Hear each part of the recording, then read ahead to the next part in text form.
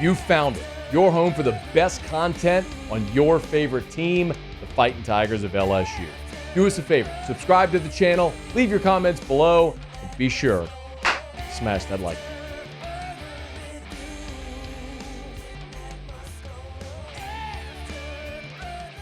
I am not going to sit here and tell you that allowing 39 points and 500 yards of offense is something that should be celebrated.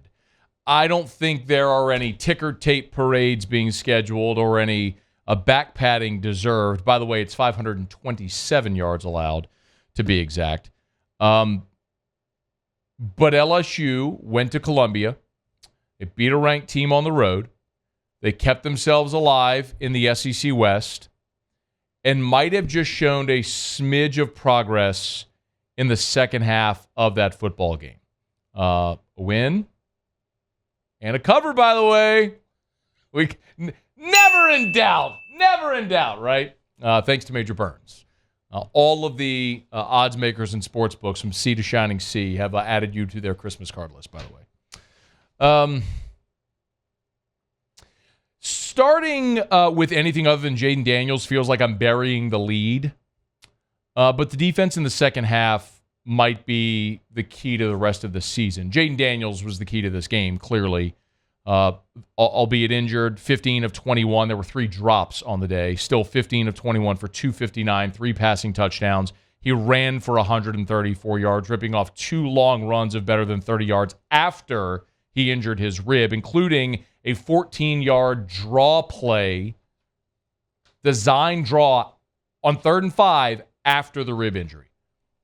I mean, he just let them all hang out to the floor on Saturday, and you don't win that game without number 5. Jaden Daniels is playing like the best quarterback in college football, and LSU needs every bit of Jaden Daniels because the defense is what it is right now. And hopefully it's a defense that could be improving a bit. Yes, this team is going to give up points, and they are going to give up yards. It's just the reality with what they are and what they have.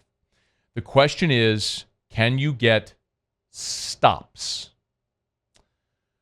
In the second half of the Arkansas game, you didn't get a stop until Arkansas ran out of time, and KJ Jefferson heaved one down the field, and it was intercepted. They went field goal, touchdown, interception.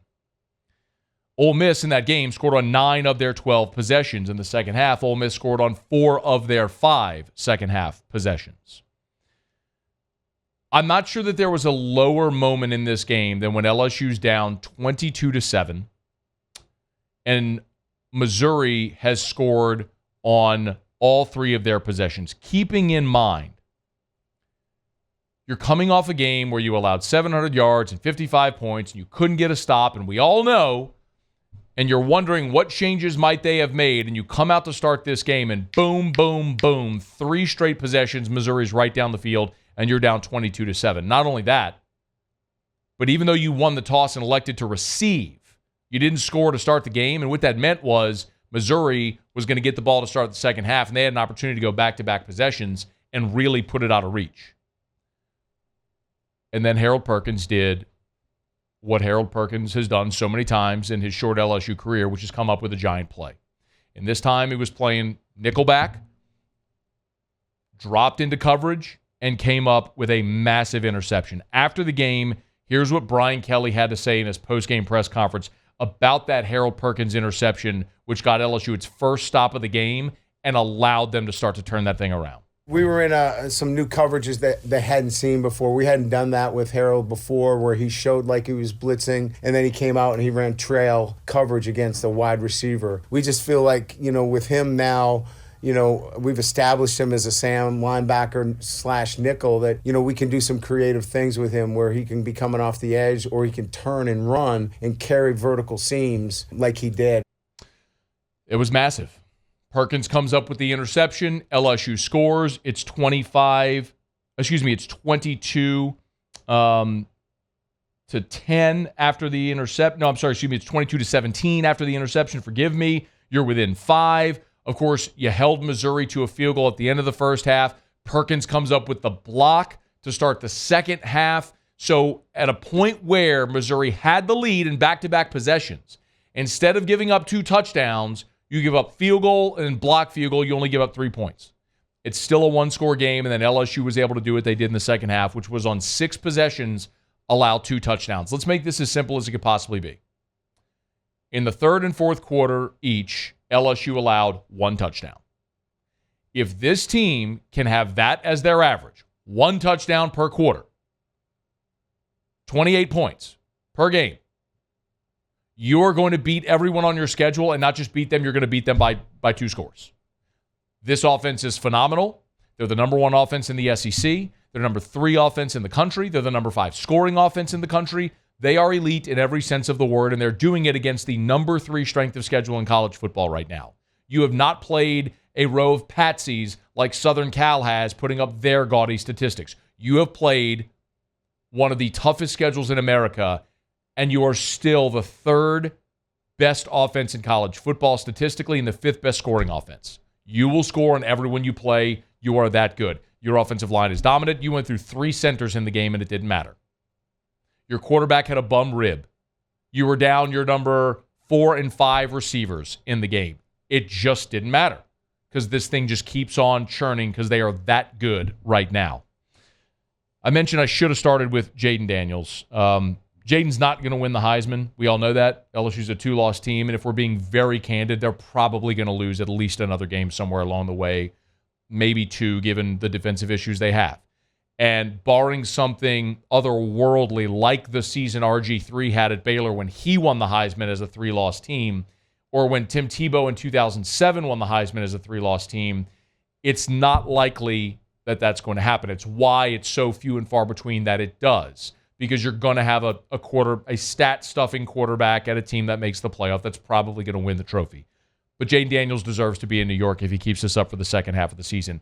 And it's not just the fact that his accuracy has improved, certainly from a year ago, their ability to stretch the field, but the toughness and his ability to make plays with his legs. Look, Jaden was nearly a 1,000-yard rusher a year ago. We know he's athletic and he can run. But the fact is that in that ball game, after Jaden Daniels goes down with a rib injury, he goes back in the most critical situations in the game. When Jaden Daniels back in there after that injury, you're talking about a 3rd and 9, and they call it design draw for Jaden Daniels, who runs for 14 yards. I mean, it's hard to continue to put this into words how special he is right now. I mean, it's crazy that it's so close to what we saw in 2019, but what Jaden's doing is bested only by Joe Burrow. Jaden Daniels is on pace to throw 4,000 yards. Joe Burrow threw for 5,000 in 2019. No other quarterback in the history of this program has thrown for 4,000. Zach Mettenberger in 2013, Rohan Davey 2001, Jamarcus Russell 2006. That's the list of 3,000-yard passers in the history of this program. That's the list. Jaden's going to surpass all of them except for Burrow. What we're watching is special. I think we all should by now recognize it. And yes, I mean all of us should recognize it by now. A couple of other things from the game itself. LSU ran the ball 43 times and threw it 23. Very obvious concerted effort by LSU to shorten the game, play a little keep away. And when your offensive line is that good and Logan Diggs is running the way that he is, 24 rushes for 134. Missouri, for context, ran 20 fewer plays than did Ole Miss a week ago.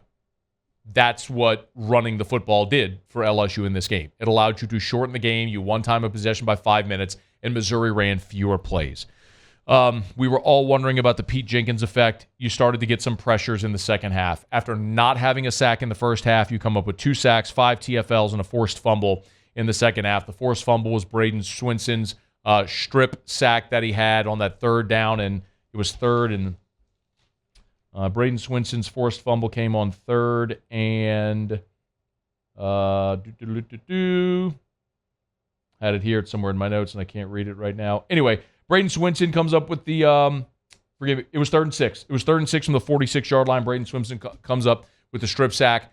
The 3-and-out you forced just before that. Harold Perkins came up with a TFL. Mason Smith came up with his sack. Mason Smith batted a ball at the line. It's just very clear. As a 4-man defensive line, this is a better defensive front running running a four-man front, a true 4-3 as it is, and it allows you to have Harold Perkins have a set role as a nickel Sam. They're figuring it out. Again, it's not great, it's not even good, but it's not the worst. The second half wasn't the worst ever. And so the hope is you build on that second half as you move forward. And then we also saw, obviously, some DB rotation. It's pretty clear. Ryan Yates has solidified himself in that dime package as the next safety in. We saw Sage Ryan go back to cornerback opposite Zy Alexander. We did not see Denver Harris in this game. They went back to Sage opposite Zy. Brian Kelly said they liked the way he tackles. Fixing tackling was a big part of what they wanted to do this week, and in many respects, they were able to do that.